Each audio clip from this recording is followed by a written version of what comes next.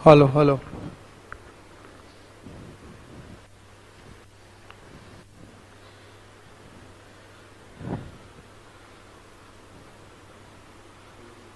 Hello hello.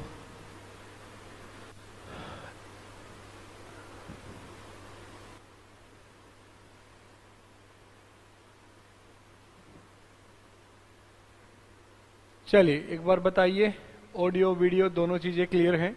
सब okay है? सही से सुनाई और दिखाई दे रहा है? एक बार बताइए।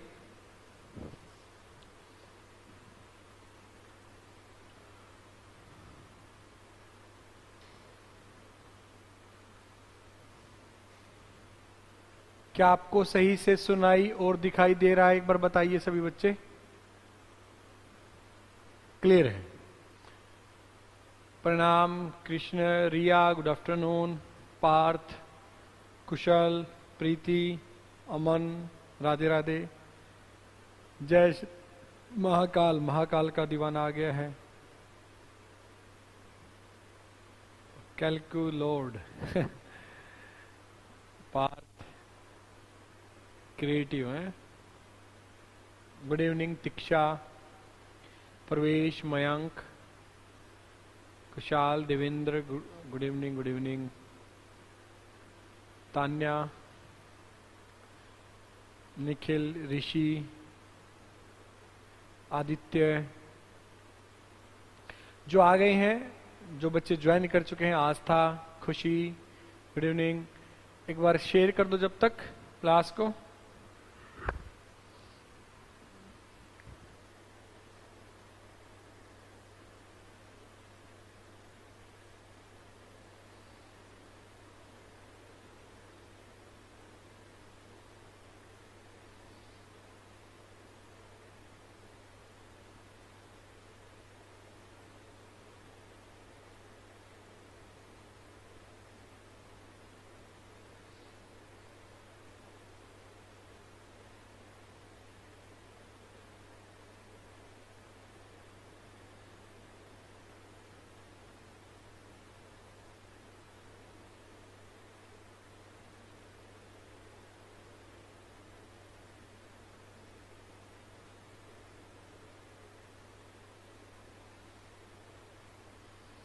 चलिए,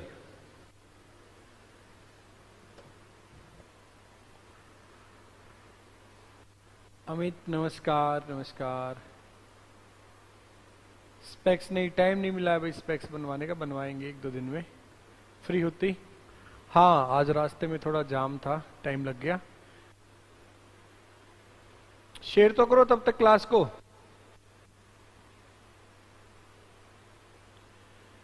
गुड इवनिंग सलोनी, सोनिया।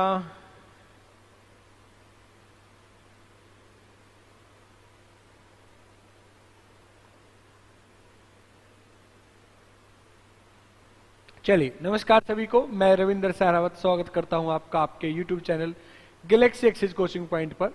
आज की क्लास में एक बेहतरीन टॉपिक एडवांस मैथ से हाइट एंड डिस्टेंस में आपके सामने लेके आया हूं। कुछ बच्चे डिमांड कर रहे थे हाइट एंड डिस्टेंस की, तो मैं हाइट एंड डिस्टेंस का टॉपिक बिल्कुल एक नए अंदाज से, बिल्कुल अलग तरीके से कैलकुलेशन के ऊपर बेस आपका एक टॉपिक लेके आया हूं। ट्रिग्नोमेट्री का एक पार्ट है ये, हाइट एंड डिस्टेंस, ऊंचाई और दूरी, लेकिन हम बिल्कुल ही अलग तरीके से इसको पढ़ेंगे। कोशिश करेंगे कि ट्रिग्नोमेट्री की मिनिमम जरूरत पड़े, ट्रिग्नोमेट्री को मिनिमाइज करके हम इसको सीखेंगे। ठीक है? मैं ऑफिस से साहिल पूछ रहा कहां से, मैं ऑफिस से आता हूं अपने। ठीक है, नमस्कार यश। तो आज की क्लास में आपको, आज की क्लास पूरे इस टॉपिक को समझने के लिए बस बेसिक एक रेशो को समझना है कि कैसे हम किसी यूनिट से ओरिजिनल वैल्यू को कंपेयर करते हैं, बस इतना आपको समझना है। फिर पूरा टॉपिक आपके लिए बिल्कुल एक अलग तरीके से आपको दिखेगा आज कि अच्छा, इसको ऐसे भी पढ़ा जा सकता है जैसे हम क्लासेस में पढ़ के आए हैं, 10th क्लास में या कहीं और से आपने पढ़ा होगा। उसके अलावा भी इस क्वेश्चन को सोल्व करने का एक तरीका है। हाँ, रेलवे डी ग्रुप की एग्जाम की डेट आ गई है। जैसे ही सीजीएल क्रॉस हो जाएगा, सीजीएल का पेपर खत्म हो जाएगा, यानी सितंबर से हम आपके लिए रेलवे के भी क्वेश्चंस लेके आएंगे। रेलवे के ऊपर बेस हम क्लासेस आपकी शुरू कर देंगे। ठीक है? Mayank good evening much awaited video कह रहा है मयंक। लास्ट वाली पीडीएफ नहीं मिली, आज मिल जाएगी अगर नहीं मिली है तो। देखो कोई भी बच्चा कितने भी दिन से तैयारी कर रहा है, 1 दिन से, 1 साल से, 5 साल से, इसमें सब कवर हो जाएगा। 1 दिन यानी आज पहला दिन है, जो बच्चे को 1 साल हो गया है, जो बच्चे को 5 साल हो गए हैं, इसमें सब कवर हो गए हैं। सभी बच्चों के लिए ये क्लास देखनी बेहद इंपॉर्टेंट है और बेहद फायदेमंद है। जो YouTube पे, और मैं खाली अपनी मैथ्स की क्लास की बात नहीं कर रहा हूं, जो ये 7:30 का जो आपका शेड्यूल है, 7:30 बजे का जो आपका ये टाइम है, इस टाइम पर आप जितनी भी क्लास आपको मिलती हैं वो आपके लिए एक पेनिसिया रामबाण का काम करेगी। रामबाण का काम इसलिए क्योंकि यहाँ पे हर टॉपिक की प्रैक्टिस कराई जा रही है, तो जिस बच्चे ने नहीं भी पढ़ा है वो भी समझ पा रहा है, क्योंकि हर टीचर बेसिक करा रहा है। मैं भी पहले बेसिक करा रहा हूं, फिर क्वेश्चंस करा रहा हूं, ताकि आपको ये ना लगे कि ये मैंने तो पढ़ा ही नहीं है कभी। तो वो सबके लिए मैं सबको बराबर लेके चल रहा हूं, ये नहीं कि ये उनके लिए जो तैयारी कर रहे हैं, जो कर चुके हैं, ऐसा नहीं है। ये क्लास सबके लिए इंपॉर्टेंट है। आप एक बार क्लास लगा के तो देखो, आप किसी दिन से स्टार्ट तो करो, किसी न किसी एक दिन तो शुरुआत करनी पड़ेगी, तो आज से ही क्यों नहीं, आज से शुरुआत करो कि आज से मेरे को सब पढ़ना है। ये एग्जाम में अच्छा नहीं कर पाओगे तो एग्जाम लाइन अप है आपके, लगातार अगले साल मई जून तक के एग्जाम पहले से शेड्यूल है, तो आपको टेंशन नहीं लेनी, बस पढ़ना है। ये क्लास छोड़नी नहीं है आपको बिल्कुल भी, ठीक है? ये बिल्कुल भी ये क्लास आपको छोड़नी नहीं है। चलिए शुरू करते हैं आज की क्लास, और कोशिश करना कि बेसिक के टाइम पे आप कोई भी बच्चे थोड़ा भी ध्यान इधर उधर ना करें। 100% आपका ध्यान यही होना चाहिए। पहले मैं आपको रेशो का थोड़ा बेसिक समझाता हूं, फिर ये टॉपिक हम पढ़ेंगे, ठीक है भाई? देखो मैं आपको एक चीज कह रहा हूं कि ए और बी का रेशो, अनुपात, ए और बी का जो आपका रेशो है वो मान लेते हैं 5:7 है। ए और बी का अनुपात 5:7 है, यानी रेशो 5:7 है। तो इसका मतलब क्या है कि अगर 5 के पास 5 रुपए हैं, ए के पास अगर 5 रुपए हैं तो उसकी तुलना में बी के पास 7 रुपए हैं। ये कंपैरिजन है। अगर ए के पास 50 रुपए होंगे तो इस हिसाब से बी के पास 70 रुपए होंगे। अगर ए के पास 500 रुपए होंगे तो इस हिसाब से बी के पास 700 रुपए होंगे। यानी अगर यहां पे आपने 10 से गुणा की, 10 से मल्टीप्लाई किया, तो इधर भी आपको 10 से ही मल्टीप्लाई करनी पड़ेगी ताकि रेशो सेम रहे, 5:7 ही रहे। अगर ए की वैल्यू की मल्टीप्लाई 100 से हो गई है तो बी की वैल्यू भी मल्टीप्लाई आपको 100 से कर देनी है। रेशो बन जाएगा 500 700, यानी कट के वापिस से वही 5:7 आ जाएगा। क्लियर है?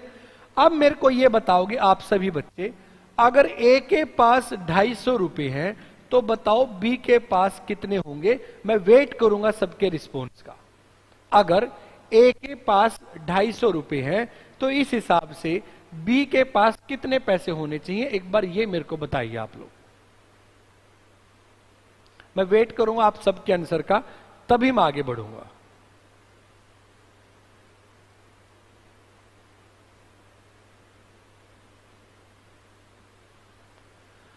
पार्थ, यश, आस्था, कृष्णा, यश, साहिल, मयंक, देवेंद्र, दीक्षा, अमन, निखिल, सबका आंसर 350 आ रहा है। मनोज, रिया, ऋषिराज, आदित्य, भूमिका, पार्थ, महाकाल के दीवाने का भी आंसर 350 आ गया। मोहित, अमित, सभी का आंसर 350 आ गया। ठीक है? तानिया 350, कुशाल 350, बिल्कुल सही आंसर है।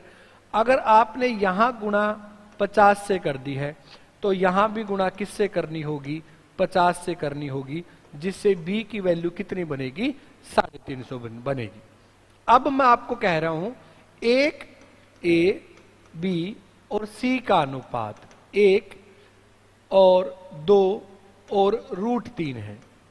तो रूट आ जाए तो क्या हो गया? कुछ भी फर्क नहीं पड़ता रूट से भी। अब मेरे को ये बताओ, अगर ए की वैल्यू 10 होगी तो इस हिसाब से बी की वैल्यू 20 होगी और इस हिसाब से सी की वैल्यू 10 √3 होगी। अगर ए की मल्टीप्लाई 10 से हो रही थी तो बी की भी मल्टीप्लाई 10 से होगी और सी की भी मल्टीप्लाई 10 से होगी। अगर मैं कहता हूं सी की वैल्यू, अगर मैं कहता हूं सी की वैल्यू आपकी 50√3 है, तो आपको क्या दिख रहा है कि सी की वैल्यू 50 से मल्टीप्लाई हुई है, तो ये भी 50 से मल्टीप्लाई होके 100 हो जाएगा, ये भी 50 से मल्टीप्लाई होके 50 हो जाएगा। ये आपका रेशो बन जाएगा। क्या यहां तक आप सबको क्लियर है ये बात? एक बार मेरे को बताइए। 500G के क्या क्या लिख रखा है ये आपने भाई? एसएससी पेपर अब होंगे क्या? होने तो होंगे, तो 11 तारीख से शुरू तो है, क्यों नहीं होंगे? सीजीएल अभी है तो आपका लाइनअप। एक बार बताइए क्या यहां तक आपको चीजें क्लियर है या नहीं? कोई डाउट है तो मेरे को बताओ।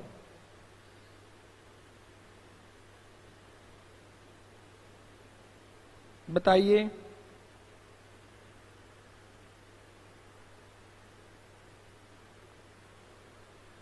बोलिए भाई, यहां तक क्लियर है सबको? चलिए कुछ और थोड़ा बेसिक पढ़ते।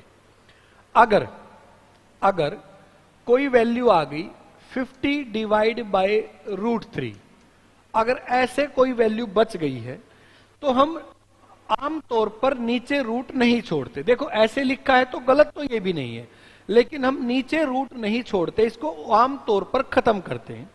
तो इस √3 को खत्म करने के लिए हमें √3 से ही मल्टीप्लाई करनी होगी और √3 से ही हमें डिवाइड करना होगा।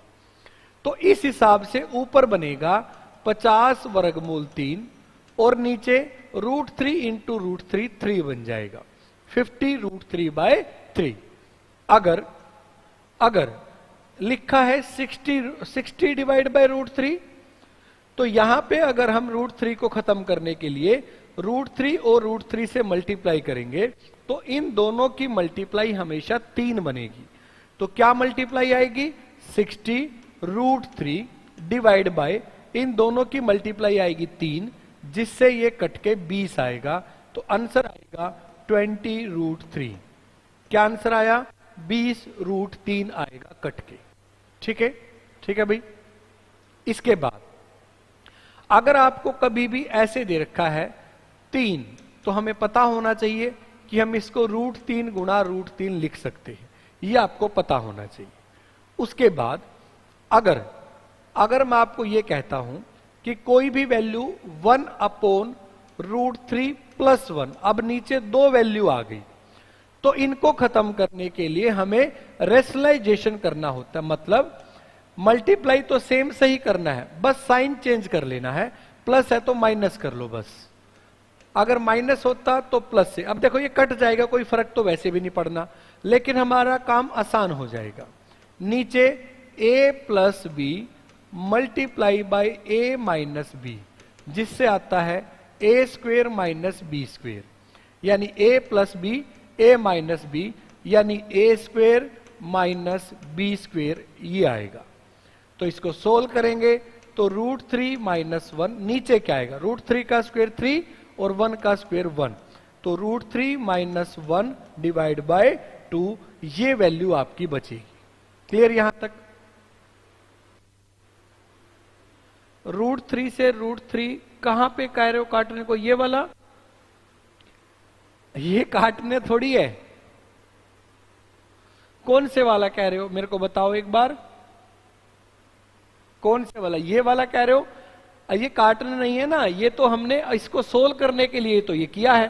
काट देंगे फिर से वही बच जाएगा, फायदा क्या है? उसको खत्म करने के लिए ही हमने किया है। एक और कर लेते हैं।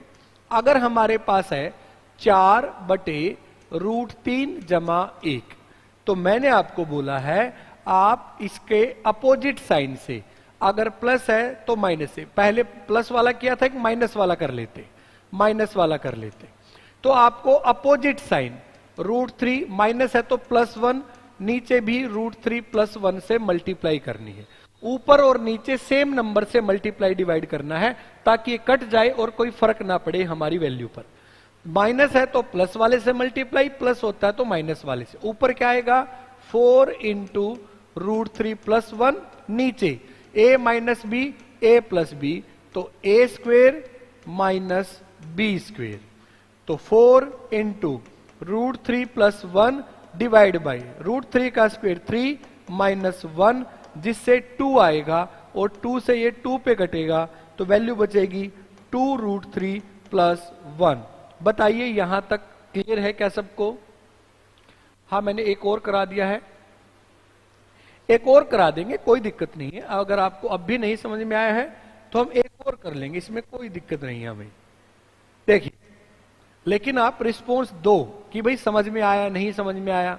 6/√3 प्लस 3 या फिर √3 प्लस 2 ये लिखा है मान लो, तो आपको क्या करना है, साइन चेंज कर देना है। प्लस है तो माइनस, और इसी से मल्टीप्लाई, इसी से डिवाइड, इसी से मल्टीप्लाई, इसी से डिवाइड, बस साइन चेंज करना है।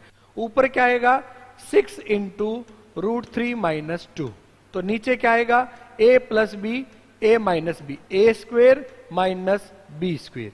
तो नीचे सिर्फ क्या आया, -1 बचा है, ऊपर सब कुछ सेम है, सिर्फ ये आएगा और कुछ भी नहीं बचेगा। हाँ, अभी आपकी क्लास में नहीं आया होगा पार्थ, ये आगे आ जाएगा। मैं आपको ये बेसिक कैलकुलेशन अभी समझा रहा हूं ताकि आप टॉपिक जब मैं शुरू करूंगा आप इन चीजों में ना उलझो। मेरे को बताइए अभी तक ये और ये रेशो कैसे बदलता है, और ये किसी को कोई डाउट है तो मेरे को बताओ। कुछ भी इसमें से पूछना है, कोई भी चीज ऐसी है जो आपको इस पूरे में से ना क्लियर हुई हो। हाँ, बिल्कुल ठीक कह रहे हो आप, बस बीच में प्लस लगाओ। ये कृष्णा जो आपने लिखा है 2 के आगे प्लस आ जाएगा, क्योंकि जब ये माइनस अंदर जाएगा तो माइनस का प्लस हो जाएगा। बाकी ठीक लिखा आपने। यहां तक बताइए, 3 माइनस 4 माइनस 1 होता है ना, a स्क्वेयर √3 का स्क्वेयर 3 और 2 का स्क्वेयर 4, 3 में से 4 गए, -1 बचेगा। क्लियर है क्या सबको? पार्थ एक ही बार में मोस्टली मैं आपके देख लेता हूं कमेंट, आप परेशान मत हुआ करो। क्लियर है सबको यहां तक? चलिए अब हम आगे टॉपिक स्टार्ट करते। पार्थ क्लियर है आपको? -1 कहां से आया? पार्थ क्लियर हुआ है? नमस्कार सुमित, आपको क्या क्लियर हुआ है सबको? चलिए भाई देखो, अब हम टॉपिक पे आते हैं, height and distance. Height and distance जो आपका टॉपिक है, ऊंचाई व दूरी, ऊंचाई और दूरी, ये आपका टॉपिक है जो हम पढ़ने वाले हैं, हाइट एंड डिस्टेंस। इसमें जो कैलकुलेशन की जरूरत पड़ेगी वो मोस्टली मैंने आपको पहले ही करा दी है ताकि आप कैलकुलेशन में ना उलझो। देखिए, कभी भी अगर आपके सामने कोई एक ऐसी चीज ऊपर वर्टिकली खड़ी है, जैसे कोई बिल्डिंग है, कोई पेड़ है, कोई टावर है, कोई पहाड़ी है, कोई भी ऐसी चीज है, खंबा है, कोई ऐसे आपके सामने स्टैंडिंग है, और आप नीचे से किसी पॉइंट से उसको ऊपर की तरफ देख रहे हो, ऊपर की तरफ आप ऐसे यहां से देख रहे हो, ये आपकी आंख है, ठीक है, और आप नीचे से ऊपर की तरफ इसको देख रहे हो। तो ऐसे केस में ऊपर जाने के लिए एलिवेटर का इस्तेमाल करते हैं हम, तो ऊपर की तरफ एलिवेशन होता है। तो ये जो एंगल बनेगा, ये जो एंगल बनेगा, इस एंगल को हम कहते हैं एंगल ऑफ एलिवेशन। आपको साथ नहीं छोड़ना है बस मेरा, मैं गारंटी देता हूं आपको समझ में आएगा।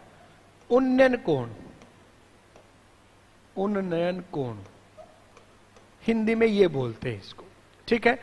अगर आप किसी चीज को ऊपर की तरफ देखोगे, ऐसे ऊपर की तरफ देख रहे हो, तो आपके और ग्राउंड जो ये हॉरिजॉन्टल प्लेन होगा, इसके बीच में जो एंगल बनेगा, ये होता है आपका एंगल ऑफ एलिवेशन, ऊपर की तरफ देखना, उन्नयन कोण। और आप किसी टावर की छत पर बैठे हो और नीचे जमीन पे यहां पे सांप चल रहा है और आप इस सांप को देख रहे हो, तो ऊपर वाले प्लेन के साथ जो ये आपका एंगल बनता है, इसको हम बोलते हैं एंगल ऑफ डिप्रेशन, यानी अवनमन कोण।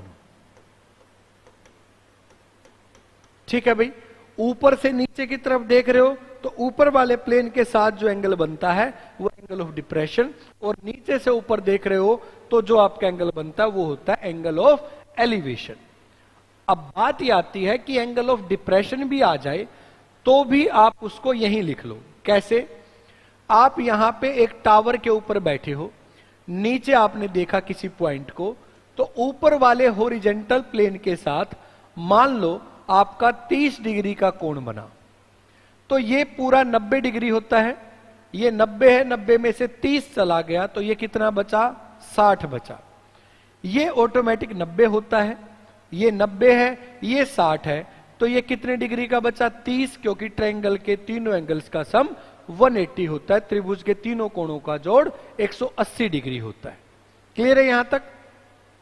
क्या ये बात समझ में आई है? एंगल ऑफ डिप्रेशन और एंगल ऑफ एलिवेशन दोनों का रेशो सेम आएगा, 1:1 होता है। ये दोनों एंगल हमेशा सेम होते हैं। अगर ये एंगल 30 है तो ये भी 30 ही आएगा, अगर ये एंगल 50 है तो ये भी 50 आएगा, क्योंकि ये 50, ये 40, ये 50 बचेगा। आपका एंगल जो है वो दोनों तरफ सेम रहता है। क्या ये चीज आपको समझ में आई है? मेरे को बताइए।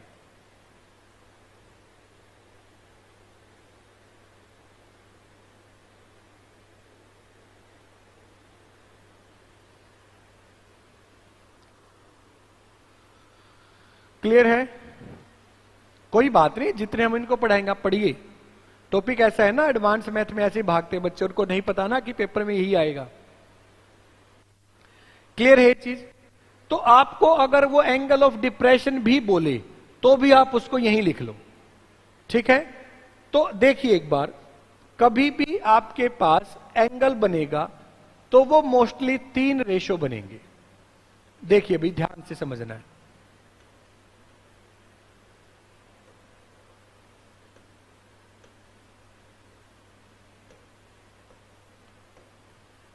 देखो भी ध्यान से, राइट एंगल ट्रायंगल में ये बेस होता है, ये परपेंडिकुलर, ये हाइपोटेन्यूज।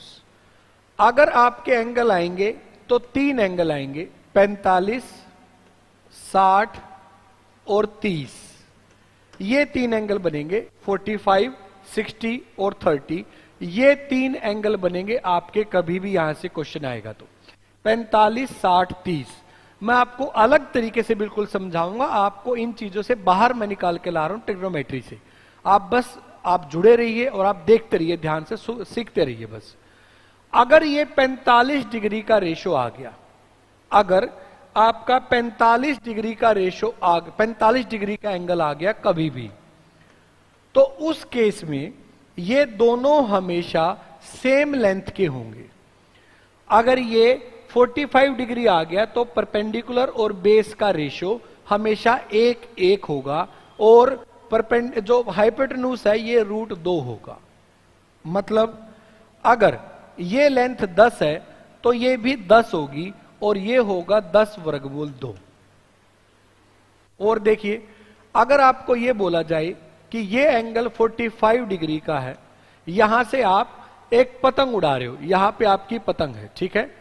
यहां पे आपकी पतंग है, ठीक है? ये आपकी पतंग है, और नीचे से आप पतंग को देख रहे हो। आप इस पोजीशन से आप 20 मीटर की दूरी पर खड़े हो। अगर आप 20 मीटर की दूरी पर खड़े हो तो ये भी आपका 20 ही आएगा, सेम लेंथ होगी हमेशा, ठीक है? क्लियर है यहां तक? अगर ये 20 है तो ये भी 20 रहेगा, और ये इसका √2 टाइम्स हो जाएगा, ये इसका √2 टाइम्स हो जाएगा। ये आपको ध्यान रखना है। कोई आपसे ये कहे एक दीवार है 50 मीटर ऊंची, इस पे एक सीढ़ी लगा दी गई, तो बताओ सीढ़ी की लंबाई कितनी होगी? अगर ये 45 डिग्री है तो, अगर ये 45 डिग्री है तो जितनी ये हाइट होगी, दीवार की हाइट कितनी है? 50, तो ये भी 50 होगी, और ये होगी इसका √2 टाइम्स, यानी 50√2। ये आपकी सीढ़ी की लंबाई आएगी 50√2।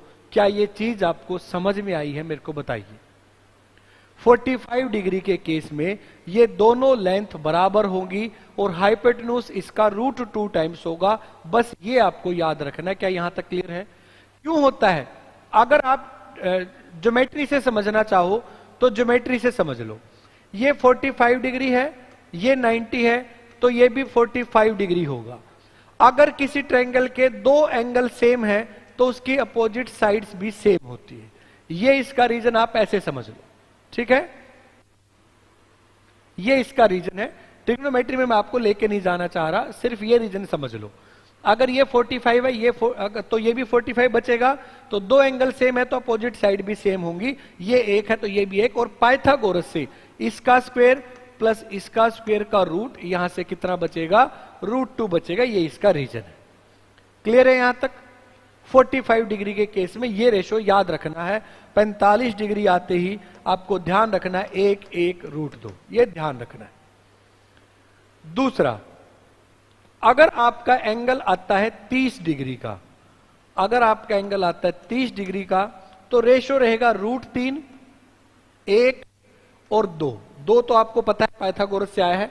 √3 का स्क्वायर 3 प्लस 1 4, 4 किसका स्क्वायर है 2 का, 3 और 1 4, 4 किसका वर्ग है 2 का, पाइथागोरस से आया 2 2।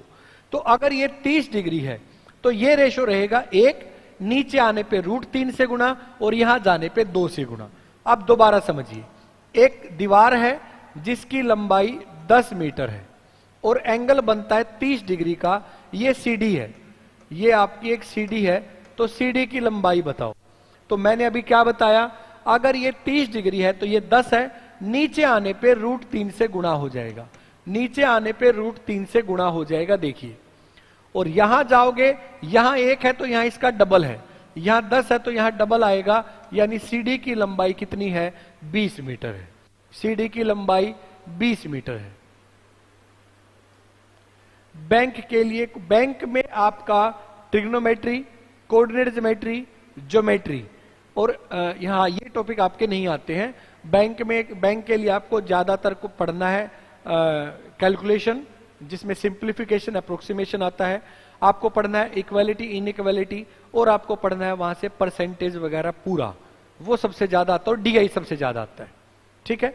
अगर आपका 30 डिग्री का एंगल है, 30 डिग्री का एंगल है, ठीक है, और मैं आपको कहता हूं ये सीडी की लंबाई है 50 मीटर, दीवार की ऊंचाई बताओ, तो इस केस में आपका ये 50 है, ये 30 है, तो क्या रेशो होता है, एक लिख लो, बेशक लिख लो, गलती नहीं होगी। इधर इसका डबल होता है, यानी इधर 50 है तो इधर कितना रहा होगा 25, और इधर कितना आएगा 25 वर्गमूल 3, नीचे आने पे √3 से मल्टीप्लाई हो जाएगी, बस इतना ध्यान रखना है। हाँ, ट्रिग्नोमेट्री से तो हो ही जाएंगे, लेकिन उसमें घुसने की जरूरत नहीं है। मैं आपको यही जिसको ट्रिग्नोमेट्री से डर लगता है, नहीं आती, वो भी कर सकता है। नहीं पार्थ, बैंक में काफी सारी चीजें मैं आपको बताऊंगा, उसमें क्या फर्क है। इजी कुछ नहीं है और मुश्किल भी कुछ नहीं है। दो एंगल हो गए 45, 30। तीसरा, 30 और 60 ये मिलते जुलते हैं। क्या फर्क है मैं बताता हूं आपको। 30 डिग्री पे यहां 3 के साथ 3 रहता है, यहां 1, यहां 2। 60 पे ये पलट जाएंगे। कैसे पलटेंगे, 1 नीचे √3 ऊपर, बस, और यहां सेम आएगा 2। 30 डिग्री पे 30 डिग्री पे आपका ये वाली लेंथ √3 थी, ये 1 था, ये 2 था।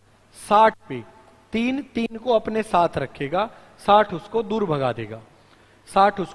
देगा, 3 अपने साथ रखेगा 3 को।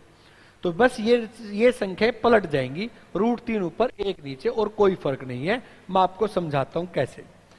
एक दीवार है, इस दीवार से 20 मीटर की दूरी पर एक सीढ़ी लगाई गई जो इसके साथ 60 डिग्री का एंगल बनाती है। तो 60 डिग्री के केस में अगर ये 1 है तो ये इसका √3 गुना होगा, तो ये 20 है तो ये 20 √3 हो जाएगा, और ये इसका डबल होता है, 1 का डबल 2, यानी 20 का डबल 40 मीटर सीढ़ी की लंबाई होगी। बताइए, क्लियर है? क्या ये समझ में आया सबको? क्या ये चीज आपको क्लियर हुई है? तीनों एंगल की 30, 45 और 60 तीनों एंगल क्लियर हुए हैं। मैं तीनों को लिख देता हूं। अब देखिए, तीनों को मैं आपके सामने एक बार लिख देता हूं।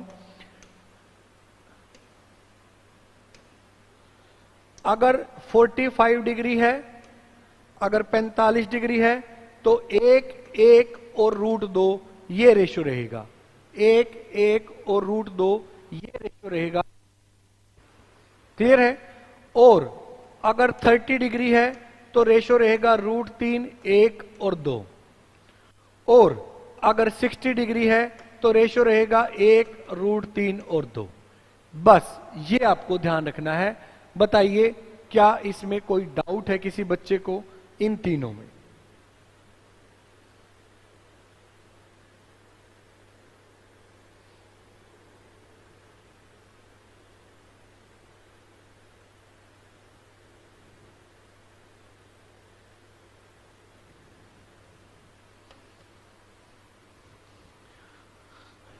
दोनों एंगल एक साथ ले लो, मतलब कहना क्या चाहते हो? बताइए क्या ये तीनों चीजें आपको क्लियर हैं?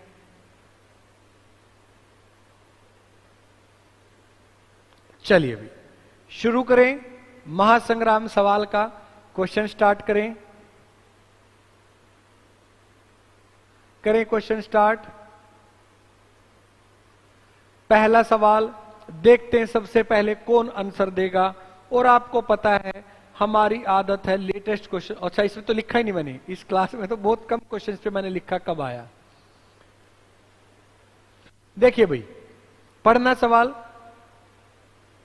60 का एक एग्जांपल और करा दो, 60 का एक एग्जांपल और कर लो भाई। ये आपका पतंग उड़ा रहे हो आप, जो पतंग आप उड़ा रहे हो ये जमीन से 30√3 दूरी पर है और एंगल है 60 डिग्री। ये कितनी हाइट पर उड़ रहा है पतंग जमीन से? 30√3। तो 60 डिग्री पे आपका रेशो रहता है 1√3 और 2। तो यानी ऊपर जाओगे तो √3 से गुणा हो जाएगी, नीचे जाओगे तो √3 से भाग हो जाएगा, हट जाएगा। क्या बचेगा? 30। और यहां 1 है तो यहां उसका डबल है, यहां 30 है तो यहां कितना आएगा? 60। तो उस धागे की लंबाई जिससे आप पतंग उड़ा रहे हो 60 हो जाएगी। अब बताइए, अब क्लियर है? अब क्लियर है सबको? इसमें मैंने लिखे नहीं है, काफी सारे 1-2-4 क्वेश्चंस के ऊपर लिखा है कब आए हैं, लेकिन है सारे एग्जाम के, आपको बुक्स में मिलेंगे सवाल, सारे पेपर में आए हुए क्वेश्चन है, जैसे मैं हर क्लास में लेके आता हूं। कभी ये सोचोगे पेपर में नहीं आए मैंने बनाई।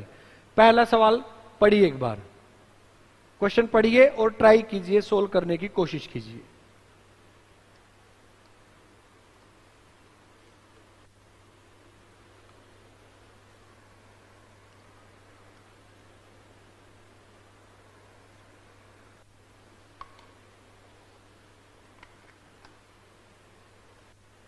बताइए क्या आंसर होगा?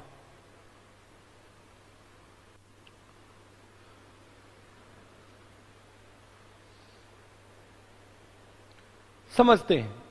एक बिल्डिंग है, एक ठीक है टावर है। अब यहां पे मान लो सूरज है, यहां पे आपका सन है, सूरज है। तो सूरज जब इस पर लाइट डालेगा इस हिस्से पर, तो इसकी ऐसे की ऐसे नीचे परछाई आ जाएगी, ऐसे इसकी परछाई आएगी जमीन पर। अगर सूरज यहां से लाइट डाल रहा है तो यहां पे सारे पे लाइट आएगी और इसकी पूरे की परछाई इसके यहां पे ऐसे जाएगी, तो इसकी ये परछाई जाएगी यहां पे, ये शैडो है, ये शैडो है, ये परछाई है। ठीक है? तो ये हमें कह रहा है एक टाइम है जिस पर, क्या बोला उसने, जो छाया है वो ऊंचाई से √3 गुना है, जो परछाई है वो इस बिल्डिंग का √3 टाइम्स है। यानी अगर ये 1 है तो ये इसका √3 गुना है। ये बोल रहा है इस केस में एंगल कितने डिग्री होगा, ये पूछा है। The shadow of a tower is, जो शेडो है वो √3 टाइम्स है किसका? हाइट का। अगर हाइट 1 है तो ये इसका √3 टाइम्स है। तो मेरे को बताओ नीचे मैंने क्या बताया था याद करने का तरीका, कि 3 को अपने पास रखेगा, 3 को अपने पास रखेगा तो ये एंगल कितने डिग्री का आएगा? 30 डिग्री का आएगा। 30 डिग्री आपका आंसर होगा। पता नहीं आप गलती कैसे कर रहे हो, पता नहीं आप गलती कैसे कर रहे हो। 60 डिग्री आंसर कैसे बता रहे हो? अमन, अमित, मोहित, धनंजय 60 आंसर कैसे बता सकते हो आप? मैंने आपको याद करने का तरीका भी सिखाया। 60 आंसर कैसे आ रहा है?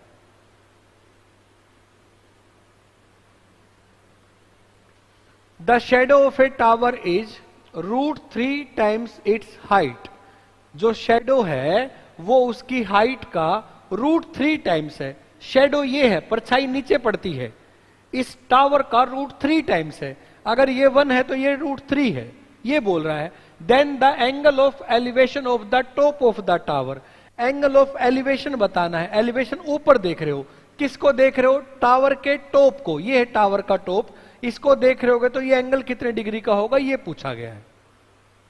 ये कलर नहीं दिख रहा है, हमेशा इसी कलर से लिखता हूं वैसे मैं। चलो कोई नहीं, चेंज कर लेंगे। तो हाइट कुछ भी मान लो, हाइट जो आपका मन करे वो मान लो। हाइट आप 10 मान लो तो ये 10 √3 हो जाएगा, √3 टाइम्स हो जाएगा नीचे आने पे। तो रेशो क्या आया इन दोनों का? वही तो आया, 1 और √3। 10 और 10 √3, 10 से 10 तो कटे नहीं जाएगा। क्या रेशो आया? 1 और √3, 1 और √3, बस। हाँ मयंक, कर लिया मैंने कलर चेंज। क्या दिक्कत हो इस कलर में? मेरे को आज समझ नहीं आया, मैंने कर लिया फिर भी चेंज।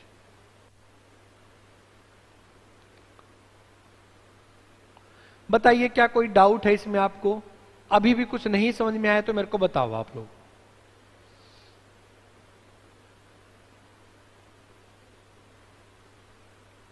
है कोई डाउट किसी को? बताइए मेरे को, क्या अभी भी आपको डाउट है 30 डिग्री कैसे आया? 3 को अपने पास रखेगा, अगर यहां पे ही √3 आ जाए तो हमेशा 30 डिग्री होगा। अगर क्लियर है तो एक सवाल करिए फिर। A pole of height 12 metre cast a shadow of 4 √3 metre long on ground, the sun's angle of elevation. ये क्या कह रहा है आपको? कि एक आपका पोल है जो धरती पर परछाई जो बना रहा है। इसने कहा पोल की हाइट है 12 मीटर और परछाई की लंबाई है 4 √3। तो ये एंगल बताओ कितना होगा, बस ये पूछा है। तुक्का नहीं मारना है, जल्दबाजी नहीं करनी है, समझ के क्वेश्चंस करने हैं, समझ के।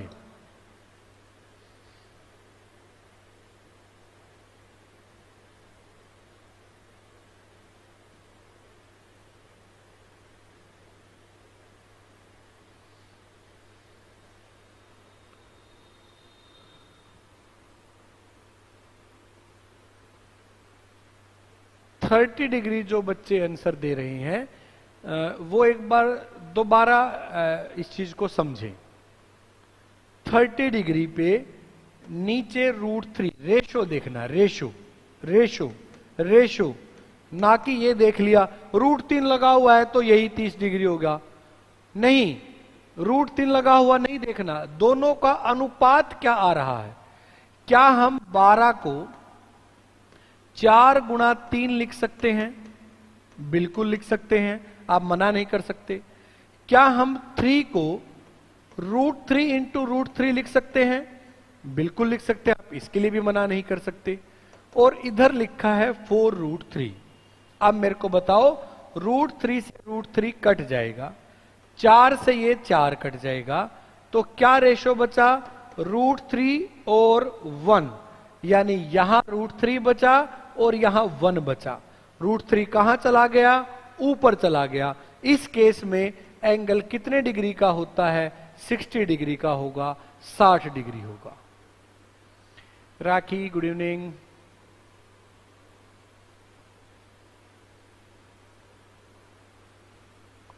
आपको बच्चों रेशो देखना है।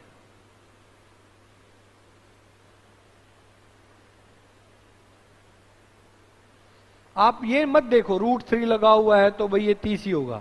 रेशो, दोनों का अनुपात क्या बन रहा है, ये समझ में इसलिए नहीं आ रहा ओम जाट आपको, क्योंकि आप पहले ही जाट बने हुए हो। आपको बताने की जरूरत नहीं होती, सबको पता है सब कौन क्या है। ठीक है, मैं रिपीट कर देता हूं, दोबारा समझिए। ओम ओम, दोबारा समझिए। देखो देखो भाई, मेरे को एक चीज समझा दो बस। ये 12 है, ये 12 वर्गमूल 3, तो एंगल कितने डिग्री का होगा मेरे को ये बता दीजिए। माना तो हाथी बालकनी में बैठा है, ये भी नहीं कर सकते सर।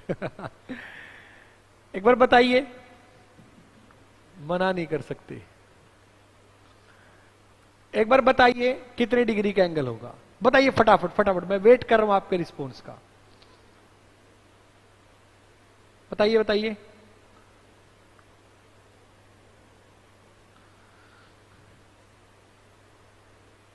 हाँ, क्लास पूरी देखनी है, ये डेडिकेशन चाहिए। अगर ये 12 है, ये 12 वर्ग, जब थोड़ा सा भी चीजें समझ में कम आने लग जाए और भाग जाते हो आप, क्लास में भी आपका ध्यान भटक जाता है, तभी आप पास नहीं हो पाते हो। 30 डिग्री कहोगे, कैसे कहोगे? ये 12 है और ये 12√3 है, तो दोनों का अनुपात कितना आया? रेशो 1√3 आया। यानी अगर ऊपर 1 था तो नीचे √3 था, और नीचे √3 कितने एंगल पे होता है? 30 डिग्री पे होता है। ठीक है, दूसरा एग्जांपल, ये है 10 और ये है 10√3। अब बताओ एंगल कितने डिग्री का होगा? अब बताइए एंगल कितने डिग्री का होगा? अरे तनवीर, आप लगे रहो, समझते रहो, मैं आपको समझा के ही हटूंगा, आपको टेंशन नहीं लेनी। मैं भागने वालों में से नहीं हूं, मैं आपको समझा के ही हटूंगा। अगर आप स्टार्टिंग से क्लास देख रहे हो तो मैं गारंटी लूंगा समझ में आएगा। अगर आप अभी इसी क्वेश्चन पे जुड़े हो फिर मैं गारंटी नहीं ले सकता। अगर आप स्टार्टिंग से क्लास देख रहे हो तो ये मेरी गारंटी जरूर समझ में आएगा। अगर ऊपर 10√3 है तो नीचे 10 है, कट के अनुपात आएगा √3 और 1। क्या आएगा? √3 और 1। ऊपर √3 किस केस में होता है? जब एंगल 60 डिग्री हो, ये एंगल 60 डिग्री होगा। बड़े अच्छे भाई, होशियार बच्चे हैं, चलो कोई दिक्कत नहीं है इनको। आगे बढ़ते हैं। अब मेरे को ये बताओ, ये एंगल है 60 डिग्री और ये है 4√3, तो ये लेंथ कितनी होगी मेरे को बताओ। बताओ बताओ बताओ जल्दी।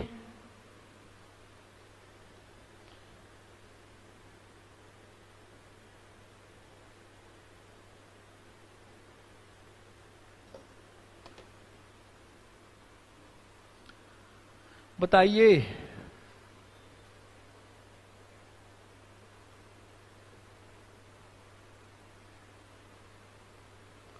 12 तिक्षा खत्री का 4 आया है।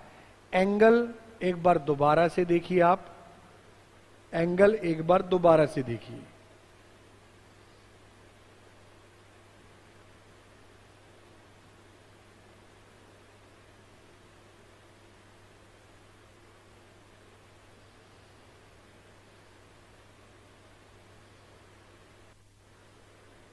देखिए देखिए,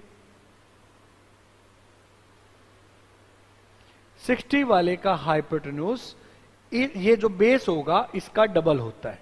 ये 4√3 है तो ये 8√3 होगा। मैंने 60 डिग्री पे रेशो क्या लिखवाया था? 1√3 और 2, बेस का डबल, सीधा बेस का डबल यहां पे, और 30 में परपेंडिकुलर का डबल, ये फर्क है।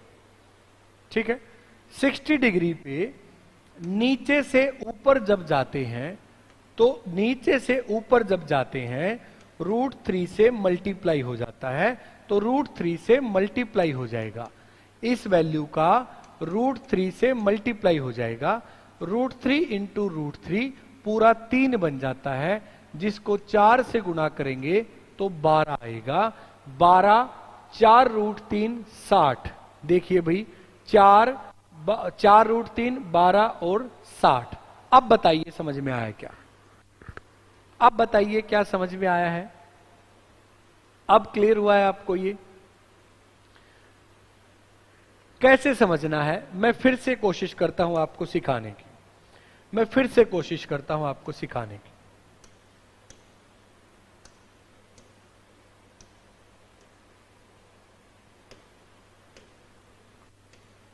देखिए भाई,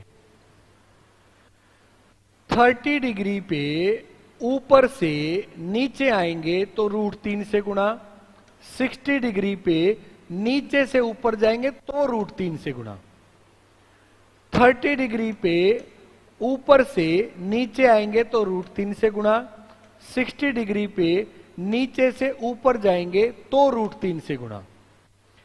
30 डिग्री पर ऊपर कोई वैल्यू लिखी है, नीचे आएंगे तो √3 से गुणा हो जाएगी, और 60 डिग्री में नीचे कोई वैल्यू लिखी है, ऊपर जाएंगे तो √3 से गुणा हो जाएगी। 30 डिग्री पे ऊपर कोई वैल्यू लिखी है 15, तो नीचे आने पे वो √3 से मल्टीप्लाई हो जाएगी। 60 डिग्री पे नीचे कोई वैल्यू लिखी है, ऊपर जाएंगे तो √3 से गुणा हो जाएगी। क्या ये बात क्लियर है? हाइपोटेन्यूज बहुत सिंपल है, इसलिए उसकी बात नहीं कर रहा और क्वेश्चन में बात कम होगी। दोबारा समझ लो, दोबारा समझ लो। 30 डिग्री पे रेशो होता है √3 1, तो हाइपोटेन्यूज 2 हो जाएगा, परपेंडिकुलर का डबल, और यहां पे होता है √3 ऊपर 1 नीचे, और यहां ये सेम होता है 2 2। तो 60 डिग्री में बेस का डबल होता है हाइपोटेन्यूज, और 30 डिग्री पे परपेंडिकुलर का डबल होता है। 60 डिग्री पे बेस का डबल और 30 डिग्री पे परपेंडिकुलर का डबल होता है। अगर ये बेस 20 है तो ये 40 होगा, यहां ये बेस परपेंडिकुलर 10 है तो ये 20 होगा। 30 डिग्री पे परपेंडिकुलर का डबल, 60 डिग्री पे बेस का डबल, 60 डिग्री पे बेस का डबल, 30 डिग्री पे परपेंडिकुलर का डबल, 60 डिग्री पे बेस का डबल, 30 डिग्री पे परपेंडिकुलर का डबल। अब बताइए, अब क्लियर है? 120 कैसे हो सकता है? एक 90 डिग्री है, तीनों कोणों का जोड़ ही 180 है, उसमें से एक 90 चला गया तो बाकी दोनों का जोड़ ही 90 बचा है, बाकी दो एंगल्स का सम ही 90 बचा है, तो 120 कैसे हो सकता है? एक तो 90 फिक्स है, तो बाकी दो का सम जोड़ ही 90 बचा है, तो उसमें एक 120 कैसे हो सकता है?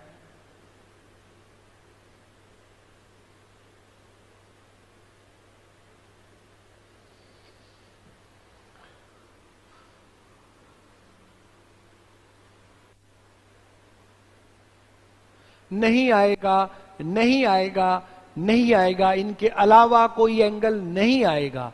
मैं आपको कह रहा हूं नहीं आएगा, छोड़ दो टेंशन, जो मैं करा रहा हूं इसी में से क्वेश्चन आएंगे। ये समझ लो, बस सिर्फ ये समझ लो, 30 45 60 ये समझ लो बस, इनके अलावा नहीं आएगा। आप मैं जो कह मैं आपको गलत चीज क्यों पढ़ाऊंगा? जब जिस एंगल की वैल्यू ही हमें नहीं पता, सौरव कह गए आ गया तो उस सवाल को हाथ जोड़ लेना, भाई साहब आप बड़े हो, हमसे नहीं होगा, हम आपसे हार गए, और घर आ जाना। अरे जिस ट्रिग्नोमेट्री में 0 30 45 60 और 90 यही एंगल है जिनकी वैल्यू आपकी पहले से डिसाइडेड है कि इन पे क्या क्या वैल्यू होगी। साइन होगा 0 1/2 1/√2 √3/2 और 1। कोस होगा यहां पे 0 √3/1 √3/2 1/√2 1/2 0। टेंजेंट क्या होगा? यहां से होगा 0, यहां से 1/√3, यहां से 1, यहां से √3, यहां से नोट डिफाइंड। तो एंगल ही 5 डिसाइडेड है। जब एंगल 5 डिसाइड है पहले से ही, इन्हीं की वैल्यू आपको पता होनी चाहिए, मैथ ये कहता है। तो अगर आपका एंगल 190 है, तो क्या कोई एंगल दूसरा अकेला 90 हो सकता है? नहीं हो सकता। अगर एक एंगल 90 है तो क्या कोई एंगल 0 हो सकता है? नहीं हो सकता। तो बचे कितने एंगल? 3, 30 45 60। अब बताइए क्या हो सकता है? बताइए, अब बताइए, क्या इन 3 के अलावा कुछ हो सकता है? 2 एंगल है जिनकी वैल्यू याद कराता हूं मैं आपको ट्रिग्नोमेट्री में, इनसे अलग 15 और 75। फिर ट्रिग्नोमेट्री में घुस जाऊं उनके लिए, इनसे सवाल नहीं आएगा। आएगा तो मैं आपको ट्रिग्नोमेट्री जब कराऊंगा इनकी भी वैल्यू कराऊंगा। आप विश्वास करो, आप यहां पे मेरे को चेक करने आए हो या सीखने आए हो? मेरे को आता है, अच्छा खासा आता है, टेंशन नहीं लेनी है। आप अपने लिए आए हो, तो जो मैं कह रहा हूं मेरे पे विश्वास करो कि हाँ यहां पे बेस्ट दिया जा रहा है और यही पेपर में आएगा, इससे बाहर नहीं आएगा, मैं गारंटी दे रहा हूं आपको नहीं आएगा। आप मेरे पे विश्वास तो करो। अब मैंने आपको लॉजिक भी दे दिया, अभी भी नहीं पेटा भर रहा, तो भी मैं क्या कर सकता हूं। आया समझ में? अब बताइए यही एंगल क्यों हो सकते हैं, मैं क्यों करा रहा हूं इनको। चलिए अब सवाल करते हैं। पढ़िए एक बार क्वेश्चन क्या है, पढ़िए क्या है। The angle of elevation of a tower, एक टावर का एंगल ऑफ एलिवेशन 100 मीटर दूर उसके पैर से 30 डिग्री है। यह आपका एक टावर है और 100 मीटर की दूरी है। ये क्या कह रहा है, ध्यान से पढ़िए। एक मीनार का उसके पाद से यानी पैर से 100 मीटर की दूरी पर, 100 मीटर की दूरी पर एक पॉइंट है, जो एंगल ऑफ एलिवेशन है वो 30 डिग्री है, वो 30 डिग्री है। तो उसकी ऊंचाई बताओ कितनी होगी, ये पूछा है। ठीक है, ये बस ऊंचाई बतानी आपको कितनी है। 30 डिग्री पे, 30 डिग्री पे अगर यहां कोई भी वैल्यू है, ऊपर जाने पे √3 से भाग हो जाता है, √3 से भाग हो जाता है, तभी एक बचता है। तो 30 डिग्री पे अगर हम ऊपर जाएंगे तो √3 से डिवाइड हो जाता है। ये आंसर है। अब बताइए, फर्स्ट आंसर बिल्कुल ठीक है, बिल्कुल ठीक है। जिन बच्चों का आंसर आया है, साहिल, तान्या, 50 क्या नाम पता नहीं, अजीब अजीब रखते, अपने घर वालों का दिया हुआ नाम आपको पसंद क्यों नहीं है पता नहीं।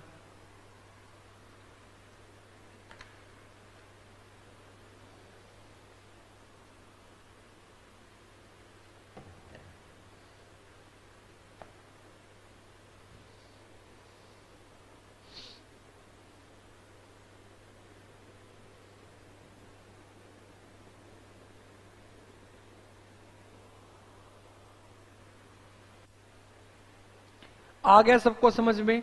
किसी को नहीं आया तो मेरे को बताइए। कहां है 2 ऑप्शन? महाकाल के दीवाने बताना 2 ऑप्शन कहां है। जाने वो कैसे लोग होंगे जो उसको भाते होंगे। जो ने लिया, वाह।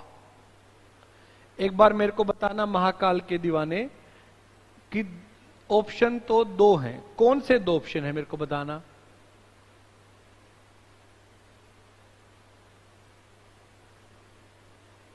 बताना बताना।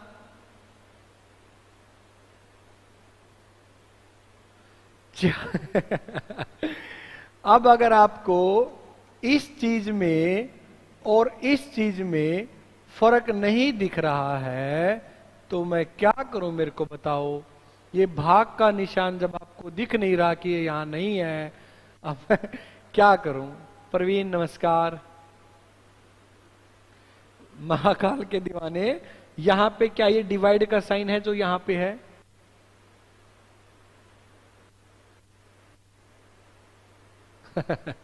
कोई बात नहीं, कोई बात नहीं। नेक्स्ट क्वेश्चन, और इसकी तारीख जरूर देखना ये कब आया है, इसकी तारीख जरूर देखना ये कब आया है।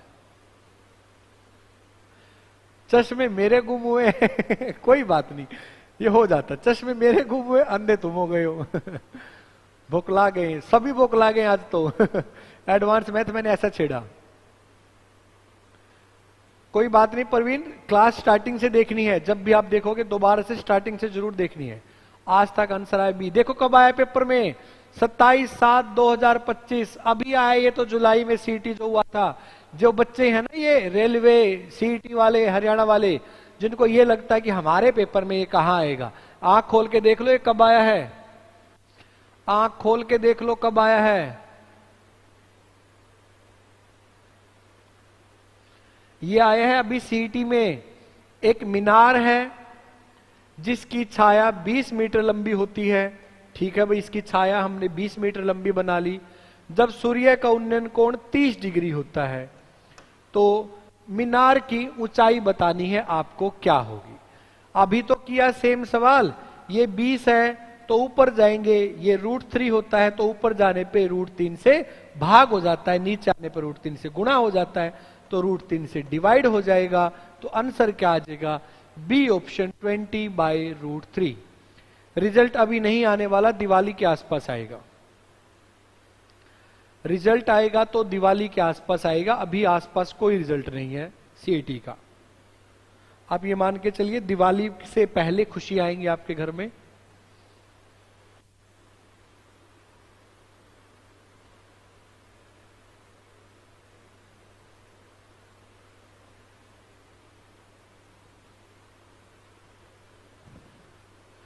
क्यों नहीं लिख सकते? क्यों नहीं लिख सकते? आस्था ये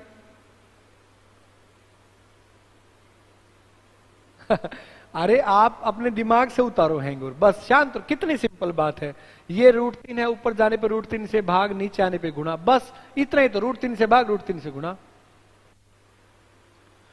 हाँ, उम्मीद का हर हिस्सा पढ़ के कायम रहेगा मयंक, पढ़ो।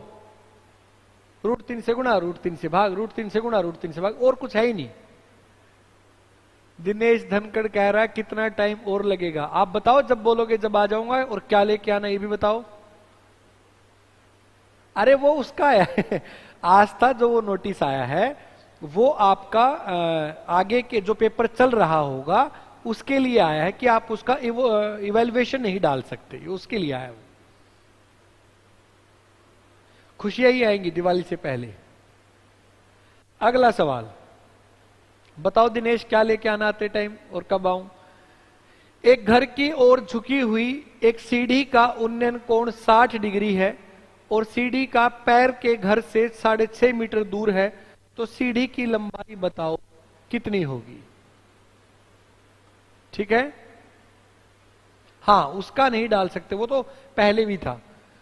एक आपका घर है, इसकी ओर एक सीढ़ी झुकी हुई है और उसका उन्नयन कोण 60 डिग्री है और सीढ़ी के पैर से जो सीढ़ी की दूरी है, वो घर की दूरी है, वो 6.5 मीटर है।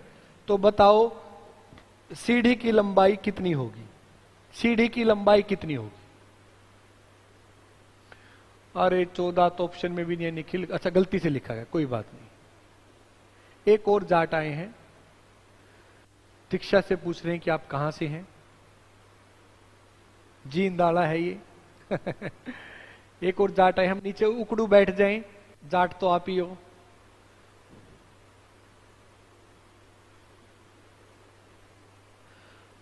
आप आ जाओ, वेट कर रहे हैं। ठीक है, आ रहा हूं जल्दी। 13 मीटर, 13 मीटर। हाँ मैंने अभी क्या बताया था, अगर 60 डिग्री है तो बेस का डबल हाइपोटेन्यूज होगा, और अगर 30 डिग्री है तो परपेंडिकुलर का डबल होगा।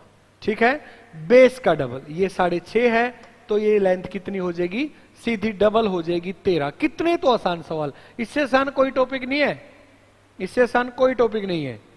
अगला सवाल देखिए भाई, बड़ा शानदार सवाल है ये क्या कह रहा है? एक खंबा था, ठीक है, हाँ बेस का डबल, बस 60 डिग्री पर एक खंबा है, वो आंधी आई और वो टूट गया भाई। मान लो यहां से टूट गया और ये हिस्सा टूट के ऐसे जमीन पे जाके गिर गया। देखो ये ऐसे था और ये टूट के ऐसे जाके गिर गया जमीन पे। यहां तक का खंबा था और ये खंबा जो है वो यहां से टूट के जमीन पे जाके गिर गया। और कितने डिग्री का एंगल बनाया इसने? जाके 30 डिग्री का एंगल बनाया। अगर इसका शीर्ष, जो इसका शीर्ष है वो नीचे जाके गिरा है, पैर से 8√3 मीटर दूर हो, 8√3 मीटर दूर हो, तो बताओ पोस्ट की ऊंचाई कितनी है? 30 डिग्री पे नीचे √3 होता है, ऊपर जाएंगे √3 से भाग हो जाएगा, कितना बचेगा? सिर्फ 8 बचेगा। और परपेंडिकुलर का डबल होता है 30 पे, 8 का डबल 16, तो टोटल लेंथ कितनी हो गई? 8 + 16, ये 8 है, ये 16 है, तो टोटल खंबे की हाइट कितनी हो गई? 24 मीटर।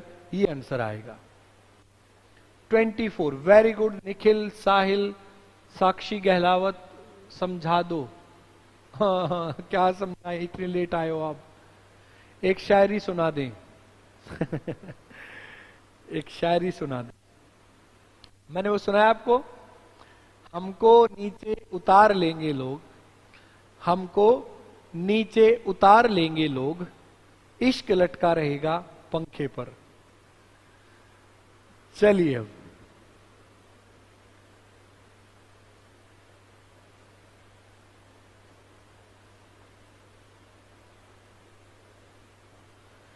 हर्षनी राम राम।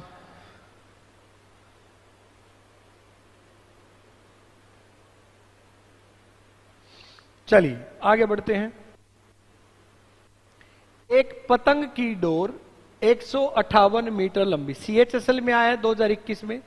एक पतंग की डोर 158 मीटर लंबी है। ये पतंग उड़ रही है भाई यहां पे, ठीक है। यहां पे एक आपका पतंग उड़ रही है, ठीक है। इस पतंग की डोर 158 मीटर लंबी है, ठीक है। जो क्षैतिज से 30 डिग्री का कोण बनाती है, ये यहां पे 30 डिग्री का एंगल बनाती है। तो बताओ पतंग की ऊंचाई क्या है? पतंग की ऊंचाई क्या है? कोई ढीलापन मतलब भाई सीधी है बिल्कुल, जो इसकी स्ट्रिंग है बिल्कुल सीधी है। तो आपको बतानी है हाइट कितनी है। मेरे को बताओ 30 डिग्री पे, 30 डिग्री पे क्या परपेंडिकुलर का डबल होता है? ये क्या परपेंडिकुलर का डबल होता है? तो ये किसका डबल है? 79 का डबल है। तो हाइट कितनी हो जाएगी? 79 मीटर हो जाएगी। ईमानदारी से बताना जो बच्चे स्टार्टिंग से क्लास में है, क्या इससे आसान भी कोई टॉपिक देखा आपने? इससे इजी कोई टॉपिक देखा है? बस महाकाल, बस बस।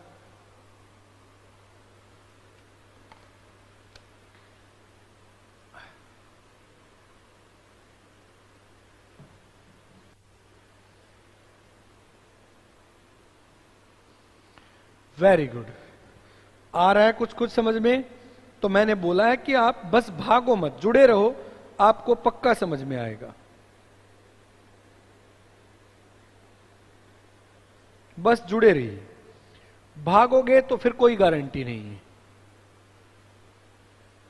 हाँ, धीरे धीरे क्लियर होगी ना चीजें, पहली बार कुछ नया टॉपिक पढ़ रहे हो।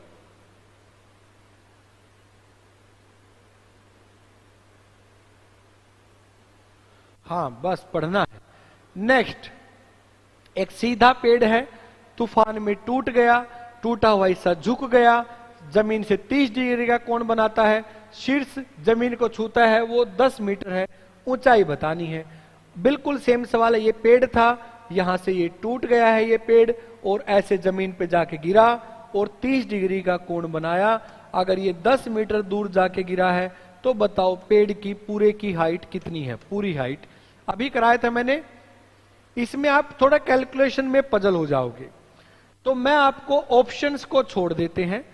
आपको इजी एक तरीका सिखाता हूं जहां पे आपको आंसर छोड़ देना है, कैलकुलेशन हम बाद में पढ़ लेंगे, ठीक है। देखिए भाई,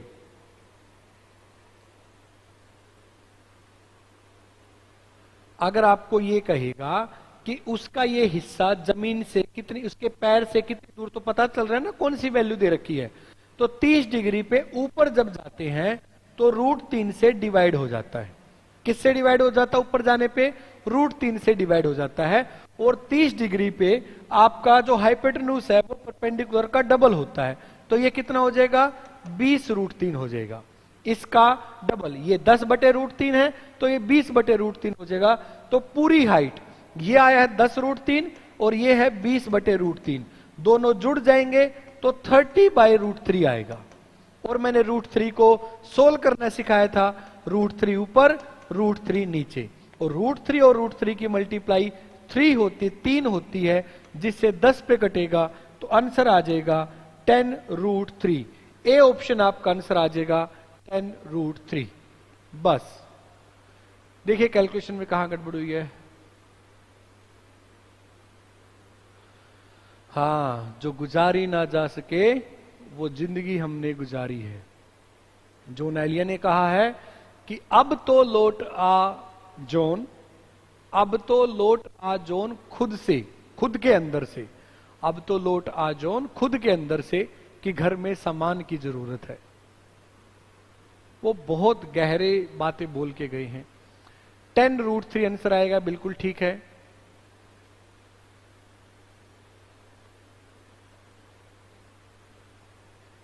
प्रणाम जयदीप, आप बिल्कुल टाइम पर हो। जय श्री राम।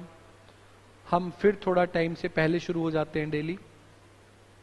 नेक्स्ट क्वेश्चन, एक अधूरे खंबे के आधार से, एक अधूरे खंबे के आधार से 150 मीटर की दूरी पर एक बिंदु, एक खंबा बना रहे हैं।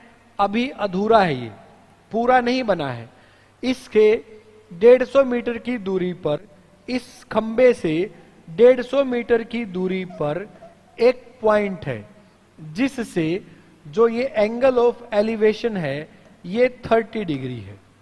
बताइए इसको कितना ऊपर और बनाए, खंबे को, इसकी हाइट को कितना ऊपर और लेके जाए जिससे ये जो एंगल है ये 45 डिग्री हो जाए। इस हाइट को, जो खंबा है, इसको कितना ऊपर हम लेके जाएं जिससे ये 30 डिग्री वाला एंगल आपका बढ़ के 45 डिग्री हो जाए, ये हमसे पूछा है। मैं इसको आसान तरीके से समझाने के लिए आपको दो डायग्राम अलग अलग बना के सिखाता हूं। एक 30 डिग्री है और एक 45 डिग्री है। एक 30 डिग्री है और एक आपका 45 डिग्री है। ठीक है भाई, 30 डिग्री। अब दोनों में ये लेंथ कॉमन है, यानी यहां 150 है तो यहां भी 150 है। ये लेंथ दोनों में कॉमन है। अगर ये 150 है तो 45 डिग्री के केस में दोनों लेंथ हमेशा बराबर होती हैं। ये 150 है तो ये भी 150 रहेगा, तो ये पूरी हाइट 150 आएगी। पूरी हाइट कितनी आएगी? 150 आ गई 45 डिग्री से। और अगर ये 150 है, 30 डिग्री पे ऊपर जाएंगे तो √3 से भाग हो जाता है, √3 से डिवाइड हो जाता है। तो यहां से यहां तक की हाइट आई है 150/√3। कितनी आई है? 150/√3।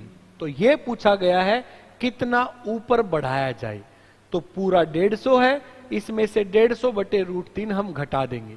पूरा 150 है, इसमें से 150/√3 हम घटा देंगे। जब इसको घटाओगे तो 150 जो है वो कॉमन आ जाएगा, 150 कॉमन आ जाएगा और अंदर बचेगा 1 - 1/√3। आप इतना अगर समझ गए हो तो इसको यही छोड़ दो, आगे सारी कैलकुलेशन है, आगे सारी कैलकुलेशन है और कुछ भी नहीं है।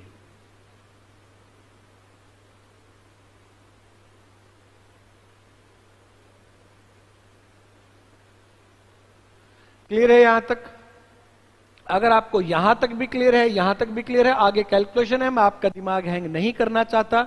अगर यहां तक भी समझ में आया तो बहुत है। अगर ये 45 डिग्री का एंगल है तो ये लेंथ और ये लेंथ सेम होती है, तो ये 150 है तो ये भी 150 होगी।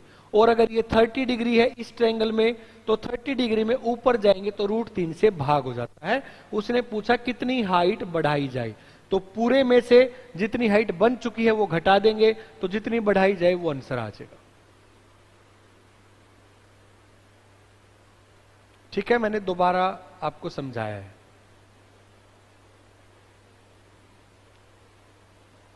देखिए भाई, देखिए एक बार ध्यान से, ये 150 है, ये पूरा है 45 डिग्री, तो 45 डिग्री पे दोनों सेम होते हैं। ये 150 है तो ये भी 150 होगा। क्लियर यहां तक? ये खंबा बनाना तो यहां तक है, लेकिन यहीं तक बना अभी तक। और ये जो एंगल है ये 30 डिग्री है। तो इस वाली ट्रायंगल में 30 डिग्री के टाइम पे ऊपर अगर जाते हैं तो √3 से डिवाइड हो जाता है। खंबा यहां तक बनाना है, यहां तक बन चुका है, तो कितना और बनाया जाए ये पूछा था। कंप्लीट 150 में से नीचे जितना बन चुका वो माइनस कर देंगे, 150 में से जितना बन चुका वो माइनस कर देंगे। बस ये आंसर है, आगे कैलकुलेशन का पार्ट है। टॉपिक यहां पे क्लियर है। अब बताइए, अब समझ में आया है?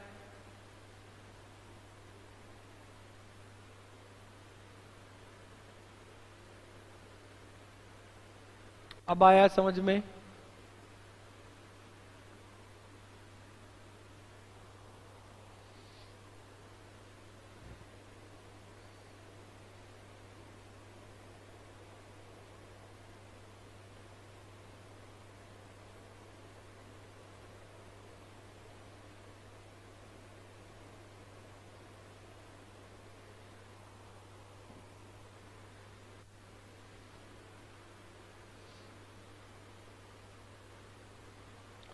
पूरा ही तो सोल्व किया दोबारा, पूरा ही तो, पूरा यही है, पूरा भी सॉल्यूशन यही है।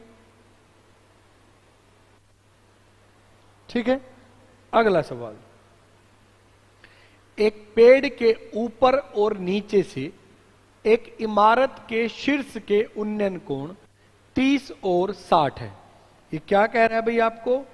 एक इमारत है और एक पेड़ है। ठीक है भाई, ये पेड़ है और ये बिल्डिंग है, ये बिल्डिंग है और वो पेड़ है। एक बार तो पेड़ की चोटी से देखा इसको, ये एंगल बना, और एक बार इसको नीचे से देखा, इसकी जड़ से, ये एंगल बना। जो आपका नीचे वाला एंगल है वो 30 डिग्री है, कि उसने बोला है, पहले बोला है ऊपर, तो ऊपर वाला 30 है ना, ऊपर वाला 30। क्या क्या बोला है?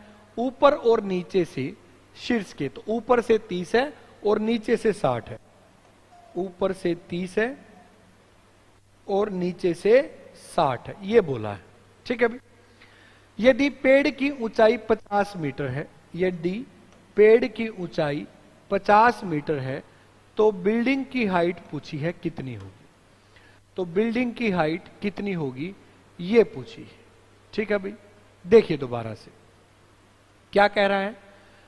अगर ये 30 डिग्री है तो मेरे को ये बताइए 30 डिग्री पे ये √3 होता है, और ऊपर एक हमने रेशो लेट कर लिया, मान लिया कि अगर ये √3 है पूरी लेंथ, तो ये ऊपर वाली लेंथ 1 होगी, ये लेंथ 1 होगी। क्लियर है? यहां से यहां तक की हाइट 1 होगी 30 डिग्री पे इस ट्रायंगल पे। दूसरा, अगर हम ये वाली ट्रायंगल ले लें, तो ये √3 है, तो ये तो √3 फिक्स हो गई भाई। अब ये √3 लिए तो नीचे भी √3 आएगी, और 60 डिग्री के केस में इधर जाएंगे, ऊपर जाएंगे तो √3 से मल्टीप्लाई हो जाता है, गुणा, यानी √3 इंटू √3, ये 3 आ जाएगा। 60 डिग्री के केस में अगर ये आपको √3 दे रखा है, तो यहां 1 होता है, और ऊपर जाएंगे तो √3 से गुणा हो जाता है। पहले से ही √3 है, √3 से गुणा होकर कितना बन जाएगा? ये 3 बन जाएगा, आपका 3 बन जाएगा। ये कंप्लीट। हमसे पूछा गया है पूरी बिल्डिंग की हाइट, यानी 3 की वैल्यू पूछी गई है। मेरे को एक बात बता दो, अगर ये आपका, अगर ये पूरा 3 है, ये 1 है, तो क्या ये 2 होगा? अगर कंप्लीट हाइट यहां से यहां तक 3 है, उसमें से ऊपर 1 है, तो क्या नीचे 2 होगा, जिसकी वैल्यू 50 है। अगर 2 की वैल्यू 50 है, तो 1 यूनिट की वैल्यू कितनी हो गई? 25। अभी मैंने कराया था 2 और 3, अगर 2 की वैल्यू 50 है, 25 से गुणा हो रहा है, तो 3 की वैल्यू कितनी हो जाएगी? 75 हो जाएगी। यानी इस बिल्डिंग की हाइट कितनी है? 75 है, 75 है।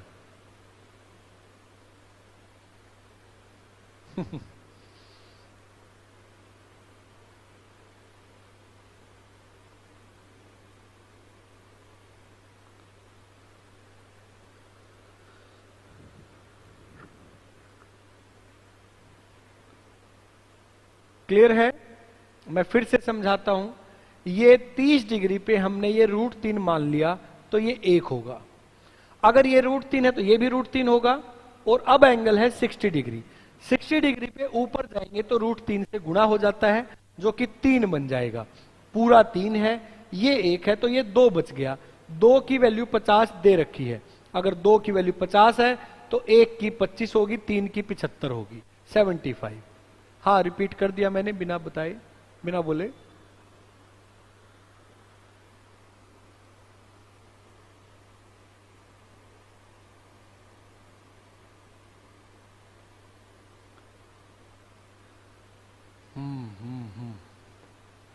दोबारा कराया मैंने। हाँ, होमवर्क कर लो स्कूल का पार्थ, नहीं तो कल पिटाई होगी स्कूल में। Good night. पता है ये क्यों भाग रहा है? ये टॉपिक में इसको मजा नहीं आ रहा नहीं तो ये भागने वालों में से स्कूल का काम ये 1 बजे भी कर लेगा रात को, मेरे को पता है इसका।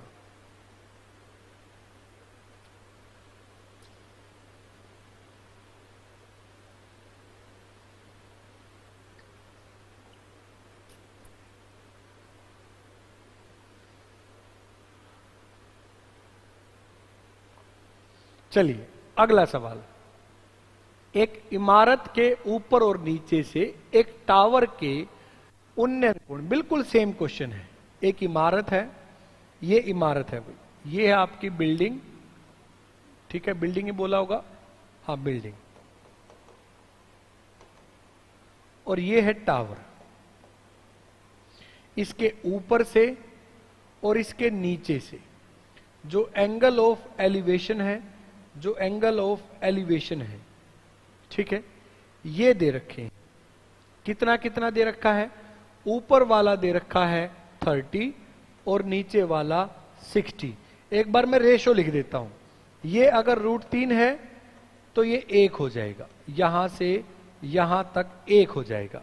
और अगर ये √3 है तो ये भी √3 हो जाएगा, ठीक है। और अगर ये 60 डिग्री है तो √3 से ऊपर जाएंगे तो √3 से गुणा हो जाएगा। ये आपका क्या बन जाएगा? 3 बन जाएगा। ये पूरा 3 है, ऊपर 1 है तो नीचे 2 बच गया, 2 और 1 3। अब देखते हैं क्या दे रखा है। उसने कहा है एक इमारत के टावर की हाइट दे रखी है, top of a tower 72 meter high. अब की बार 3 की वैल्यू दे रखी है 72। अब की बार 3 की वैल्यू दे रखी है 72 और बिल्डिंग की हाइट पूछी है। बिल्डिंग की हाइट कितनी है? 2 है। बिल्डिंग की हाइट कितनी है? 2। तो 2 की वैल्यू पूछी है। इधर 24 से गुणा हो गया, 24 3 72, तो इधर भी 24 से गुणा होगा, 24 दूनी 48, 48 आपका आंसर हो जाएगा, 48 आपका आंसर हो जाएगा अरे नहीं, कर लो होमवर्क कर लो, मैं मजाक कर रहा था। हमने लेट किया था, हमने लेट किया था, लेट लेट लेट लेट माना था कि अगर ये √3 है तो ये इसका 1 गुना होगा, और ये √3 है तो ये भी √3 होगा। 60 डिग्री के केस में ऊपर आएंगे तो √3 से गुना हो जाता है। हाइट ऑफ बिल्डिंग 48 मीटर, बिल्कुल ठीक है। अरे कर लो होमवर्क, मैं तो मजाक कर रहा था पार्थ। अगला सवाल, अगला सवाल, अगला सवाल।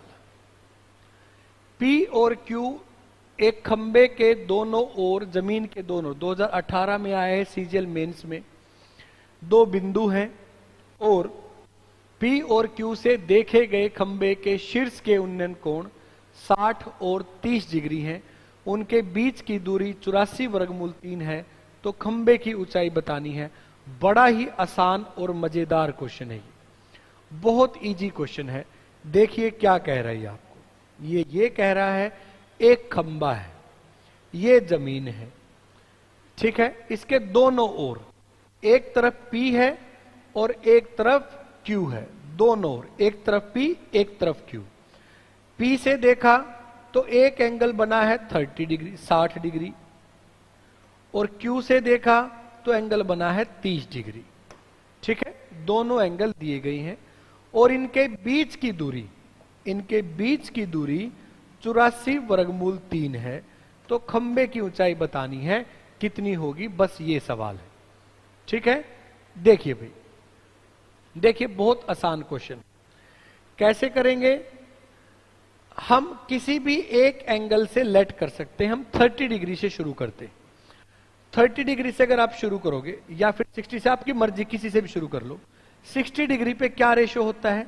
अगर ये 1 है तो ऊपर जाएंगे तो √3 से गुणा हो जाएगा, ठीक है। ये साइड दोनों में कॉमन है। अगर ये इधर से √3 आ गई तो इधर भी आपको ये √3 ही लेना है, ठीक है भाई। अगर ये 1 है तो 60 डिग्री पे ऊपर जाके √3 से गुणा हो जाएगा।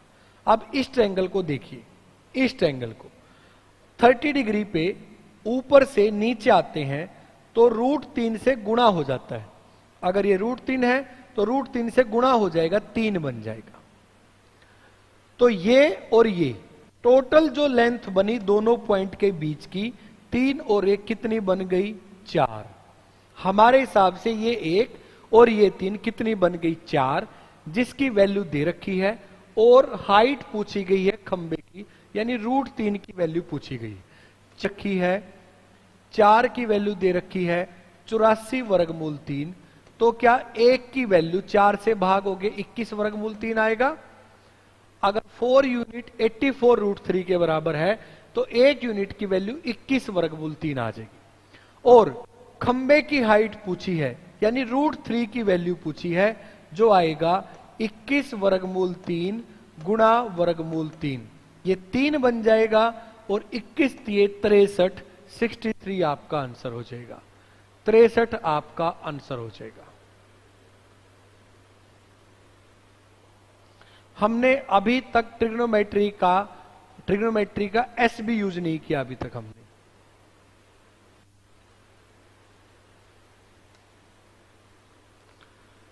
राम राम सन्नी।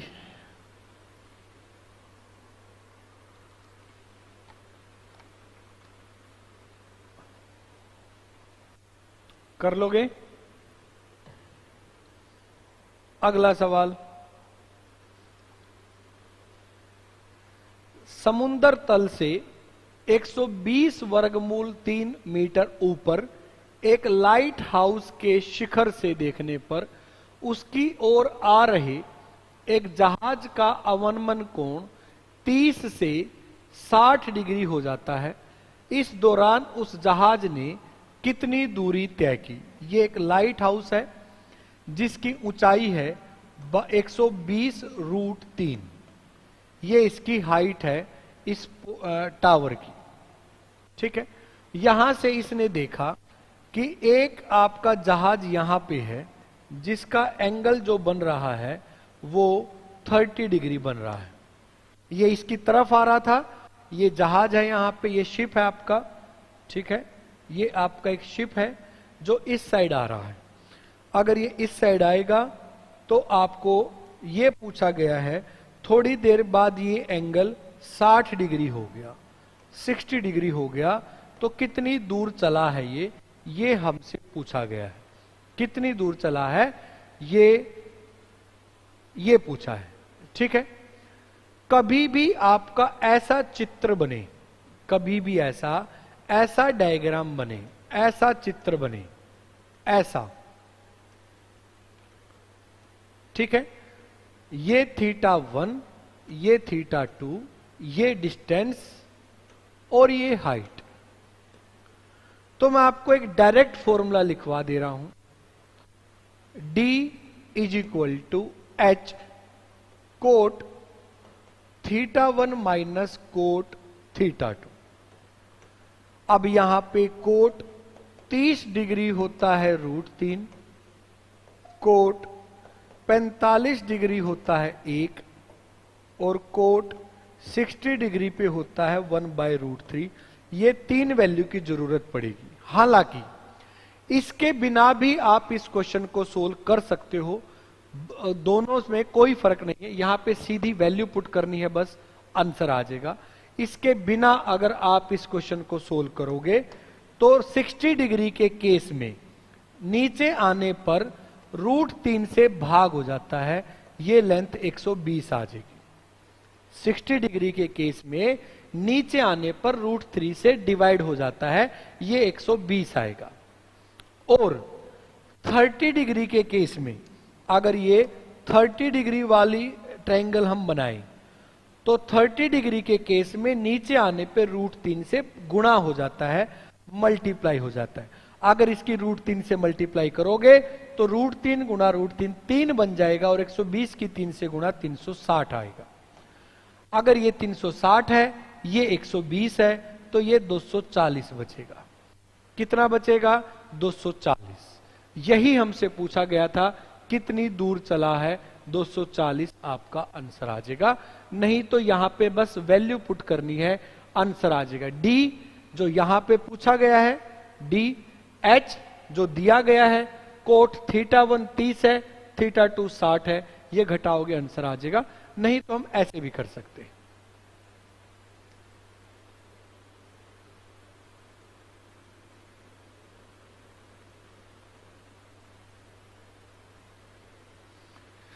क्या बातों में लगे हुए तुम? क्या कह रहे हैं जयदीप सर? दिमाग घूम रहा है। इजी है, सिंपल, ध्यान से इसमें तो कुछ था ही नहीं।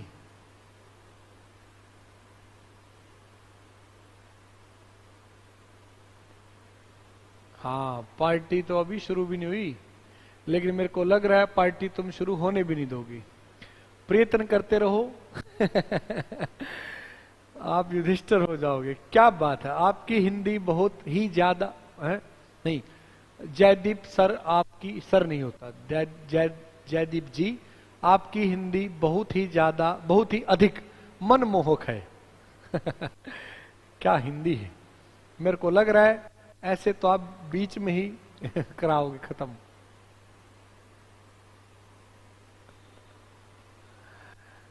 चलिए भाई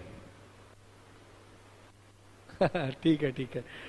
अगला सवाल, जमीन पर स्थित एक बिंदु से एक मीनार के शीर्ष का उन्नयन कोण 30 डिग्री है और बी से, जो कि 50 मीटर नजदीक है, उन्नयन कोण 60 डिग्री है। अब ये सवाल मेरा बनाया हुआ तो नहीं कह सकते आप, ये आपका 26 तारीख के पेपर में हरियाणा सीईटी में आया है। अच्छा, अधिक नहीं, अत्यधिक। क्या बात है क्या बात, इतनी क्लिष्ट हिंदी। तो आपका 30 डिग्री से 60 डिग्री 50 मीटर नजदीक है और ये सीईटी में आया हुआ सवाल है। ये आपकी मीनार है, एक पॉइंट है, एक पॉइंट है, और ये आपका डायग्राम बनेगा। ये ए है, ये बी है, और ये आपसे पूछा गया है। अब की बार ये 50 दे रखा है, ठीक है। ये 30 डिग्री है, ये 60 डिग्री है। देखिए भाई, मैं आपको बिना फॉर्मूले के कोशिश करता हूं समझाने की। सबसे पहले 60 डिग्री पे रेशो लिख लो। 60 डिग्री पे ऊपर √3 है तो नीचे 1 होता है। कितना होता है? 1 होता है। अब हम बड़े वाली ट्रायंगल लेते हैं, 30 डिग्री वाली। 30 डिग्री के केस में, 30 डिग्री के केस में अगर यहां कोई वैल्यू है तो नीचे आके वो √3 से गुणा हो जाती है। पहले ही √3 है, √3 से गुणा होके 3 बन जाएगा। अब मेरे को बताओ, ये पूरा 3 है, उसमें से ये 1 है, तो ये तो 2 ही बचा जिसकी वैल्यू 50 है। अगर 2 की वैल्यू 50 है तो बिल्डिंग की हाइट कितनी है? √3। तो कितने से गुणा हो गया? 25 से। तो ये भी कितने से गुणा हो जाएगा? 25 से। तो आंसर हो जाएगा 25 √3। ये शायद मेरे लिखने में गलती है बच्चों, मैं ऑप्शन ठीक कर देता हूं। ये 50 √3 है, ये 50 है, ये 25 है, और ये 25 √3 है। ये मेरे से लिखने में गलती हुई है, कभी सोचो पेपर में भी ऐसा आया होगा। पेपर में ठीक थे ऑप्शन। तो आंसर होगा 25 √3। तानिया, कहां से आंसर बता रहे हो?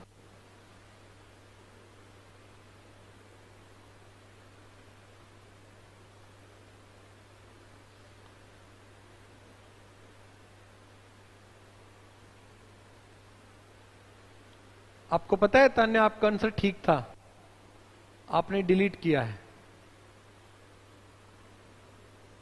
√3 की वैल्यू लिखी हुई है।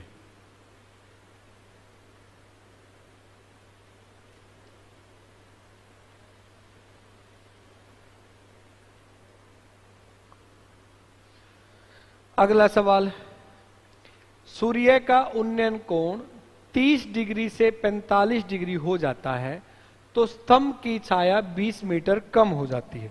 ये आखिरी क्वेश्चन है भाई, ये आखिरी सवाल है, ये आखिरी क्वेश्चन है। देखिए, अगर सूरज जो है वो अपनी पोजीशन बदल देगा, मान लो आपका सूरज पहले आपका यहां था और वो यहां आ जाएगा, तो पहले का एंगल और अब का एंगल वो आपका चेंज हो जाएगा। पहले ये था, अब ये हो गया है। तो पहले अगर 30 डिग्री का एंगल था तो वो आपका एंगल 45 डिग्री का बन जाएगा। कितने का बन जाएगा? 45 डिग्री का वो एंगल बन जाएगा। अब उसने कहा है जो परछाई है वो 20 मीटर छोटी हो गई, 20 मीटर छोटी हो गई। अब इस केस में अगर 45 डिग्री है तो क्या रेशो रहता है? 1 1। ठीक है, अगर आप ये वाली ट्रायंगल लोगे, अगर आप ये वाली ट्रायंगल लोगे तो इस ट्रायंगल में ध्यान से देखिए, इस ट्रायंगल में 30 डिग्री पे नीचे जब आते हैं तो √3 से गुणा हो जाता है। कंप्लीट √3 है, यहां पे 1 है तो ये बचेगा √3 - 1 जिसकी वैल्यू 20 है। √3 - 1 की वैल्यू 20 है तो 1 यूनिट की वैल्यू क्या होगी? 20 बटे √3 - 1। इसको खत्म करने के लिए, इसको खत्म करने के लिए √3 + 1 से मल्टीप्लाई और √3 + 1 से डिवाइड। तो यहां से ऊपर बनेगा 20 × √3 + 1। नीचे मैंने सोल्व करना स्टार्टिंग में सिखाया ये सब, a - b a + b, a² - b², 3 में से 1 गया 2, 2 से कितने पे घटेगा? 10 पे। तो 10 √3 + 1, ये आपका आंसर हो जाएगा 10 √3 + 1, ये आपका आंसर हो जाएगा। ठीक है, तो मैंने कोशिश की है आपको एक नया टॉपिक अलग तरीके से समझाने की। आप घर पे प्रैक्टिस कीजिएगा, कोई डाउट आए तो मेरे को बताना फिर भी, और ये सोच के मत छोड़ना कि हमारे में कौन सा आएगा। ये आप तब बोल सकते हो जब आपने पेपर खुद बनाया हो, नहीं तो नहीं बोल सकते। ठीक है, नेक्स्ट जो क्लास होगी उस क्लास में हम या तो कोई अच्छा सा एक टॉपिक पढ़ेंगे या फिर हम एक मिक्स क्लास पढ़ लेंगे जिन बच्चों का CGL का एग्जाम उससे पहले। ठीक है, इंटरेस्ट नहीं बन रहा, देखो बच्चे कितने कम हो रहे हैं। मैराथन परसों ले लेते हैं, 9, 10, 11 तारीख। कब का पेपर आपका आज था? एग्जाम कब का है?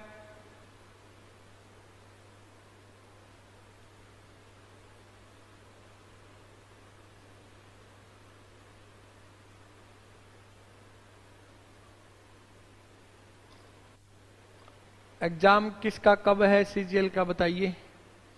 11 तारीख को मेरे ख्याल से ठीक रहेगा। 11 तारीख को क्लास ले लेते हैं आपकी मैराथन। ठीक है, क्वेश्चन ले आते हैं 100 के आसपास, देखते हैं कितनी देर आप पढ़ोगे। 20 तारीख को, चलो अभी दूर है, 16 को भी है एक बच्चे का, 11 तारीख को मैराथन लेते हैं। डन। 21 को है रितिका का, जयदीप का भी 21 को ही है।